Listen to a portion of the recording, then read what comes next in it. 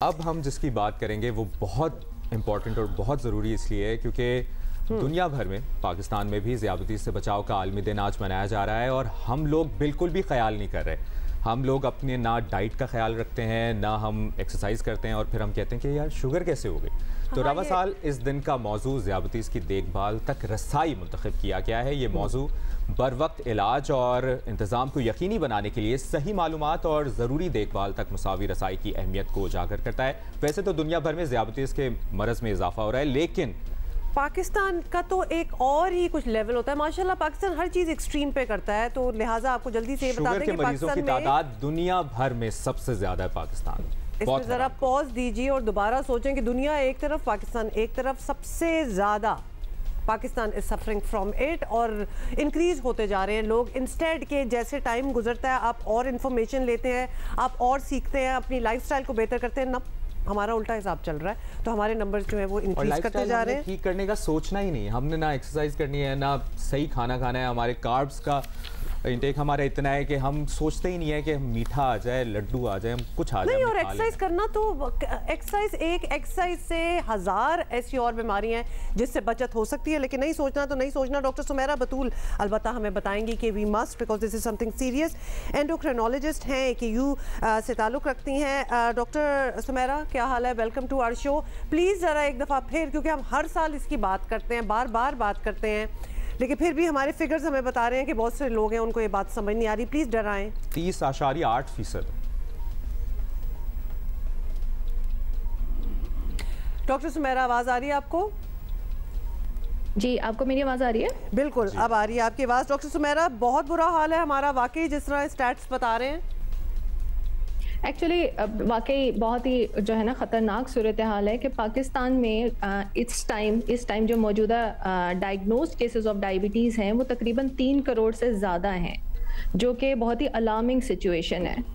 अगर आप देखें डाटा तो उसमें पाकिस्तान दुनिया भर में तीसरे नंबर पे आ चुका है, यानी चाइना और इंडिया के बाद पाकिस्तान में सबसे ज़्यादा ज़्यादतीज़ से मुतासरा मरीज़ मौजूद हैं।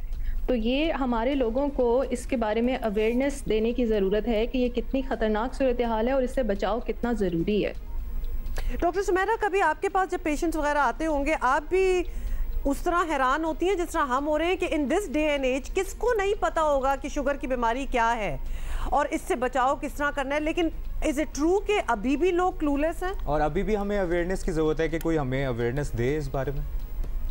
नहीं पता है, अभी भी अवेयरनेस की बहुत ज़्यादा ज़रूरत है, क्योंकि हमारे यहाँ थोड़ा सा ना एक चलें सिटीज़ में तो लोगों को फिर भी कुछ पता है, लेकिन जो रूरल एरियाज से आते हैं, जो गांव से देहात से लोग आते हैं, उनको नहीं पता होता। उनको वाकई ये सब चीज़ें बताने की ज़रूरत है। और जब वो क्लिनिक पे आते हैं दे आर क्लूलेस, उनको कुछ नहीं पता होता और वो हैरान होते हैं कि हमें क्यों हो गई डायबिटीज़।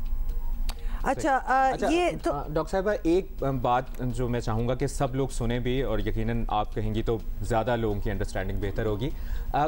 किस तरह से लाइफस्टाइल बेहतर किया जा सकता है? यानी कल रात तक हमने बहुत मीठा खा लिया, हमारा डाइट भी हमारी नहीं सही थी, आज से क्या हंगामी तौर पे किया जाए जिससे हमारे लाइफस्टाइल में बेहतरी आ सकती है, हमारी डाइट अच्छी हो सकती है और हम इससे दूर हो सकते हैं?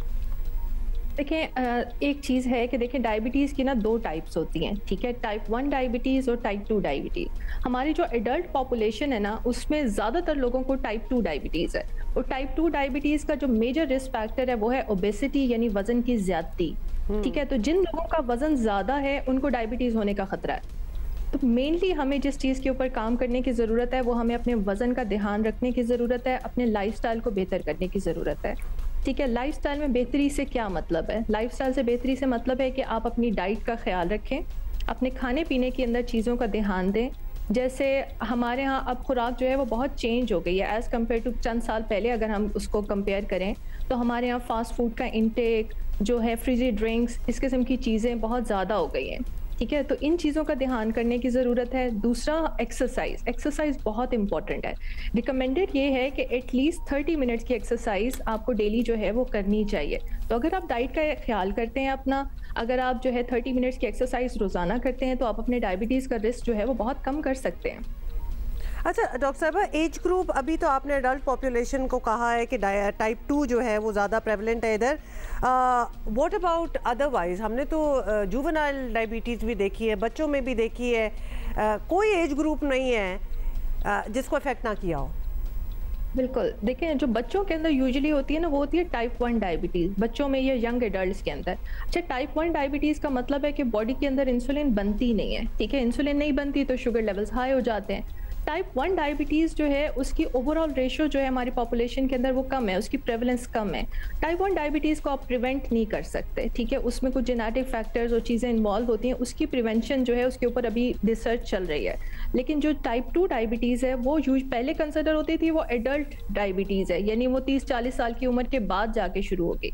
लेकिन अब हम टाइप 2 डायबिटीज़ इवन यंग लोगों के अंदर भी देख रहे हैं, क्योंकि यंग लोगों के अंदर भी मोटापा यानी ओबेसिटी जो है वो बहुत कॉमन होती जा रही है। तो वो डायबिटीज़ जो लोगों को 40-50-60 साल की उम्र में जाके होती थी, वो अब 25-30 साल की उम्र में भी हो रही है। अच्छा डॉक्टर साहब ये भी बताएं कि ये सारा प्रोसेस जो है, लेट्स से किसी को हो गई, यंगर एज में ही होगी, उन्होंने एक्सरसाइज स्टार्ट कर दी, वेट लॉस सब कुछ कर लिया, रिवर्सिबल है या मैनेजेबल है? अर्ली स्टेजेस के अंदर अगर कोई अपना वजन बहुत अच्छा कंट्रोल कर लेता है तो फिर इसको रिवर्स किया जा सकता है, लेकिन बाद में जाके यानी चंद साल गुजर चुके हैं तो उसके बाद वो सिर्फ मैनेजेबल रह जाती है। तो अर्ली स्टेजेस, बिल्कुल अर्ली स्टेजेस के ऊपर अगर किसी का वेट जो है वो 110 kg और उसको रिड्यूस करके वो 80 kg तक ले आता है तो फिर वो उसके अंदर रिवर्सिबल होने के चांसेस होते हैं।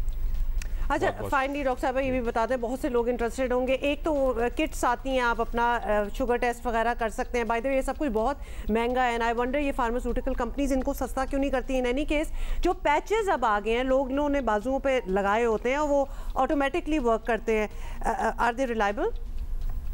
हाँ जी बिल्कुल, वो रिलायबल होते हैं। अब तो टेक्नोलॉजी इतनी एडवांस हो गई है ना, चीज़ें काफ़ी सारी नई आ गई हैं, इंसुलिन पंप्स आ गए हैं इंसुलिन लगाने के लिए, और आपके जो कंटिन्यूस ग्लूकोज मॉनिटरिंग है, ये जो पैच लगाते हैं ना, ये बेसिकली होता है कंटिन्यूस ग्लूकोज मॉनिटरिंग। राइट। तो ये चीज़ें जो है ना ये रिलायबल हैं और इनका यूज़ जो है वो बहुत अच्छा है, मतलब आसानी है ज़िंदगी के अंदर।